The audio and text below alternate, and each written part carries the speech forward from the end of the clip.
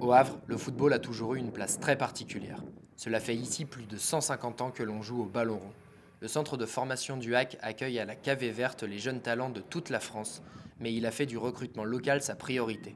Il propose un accompagnement sportif et éducatif. Je crois, moi, au rôle très important que peut jouer les centres de formation et que jouent même les clubs amateurs dans l'éducation et dans le rôle social que l'on peut avoir. Et je pense que, heureusement pour un grand nombre, d'avoir connu justement un club pour leur apporter leur inculquer des valeurs citoyennes, des valeurs de la vie de tous les jours, de façon à les ancrer dans notre société. On a depuis des années une politique de recrutement local, régional très forte.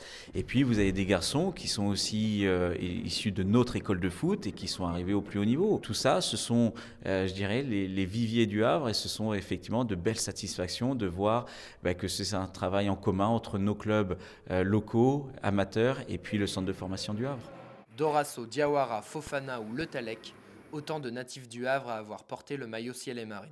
À l'ouest de la ville, les jeunes pousses quittent parfois leur club très tôt, au regret des éducateurs de Coqueriville. C'est frustrant parce qu'après nous, ça nous pénalise un petit peu sportivement parce qu'après on ne peut pas garder nos jeunes. C'est pour ça qu'on essaye de les envoyer un peu plus tard. Si on peut les envoyer 14, 15 ans, voire 16 ans, c'est mieux pour le club.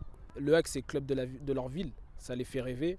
Donc quand ils entendent le HAC, ils se disent s'ils ont l'opportunité d'aller là-bas, bon, on va y aller, quoi.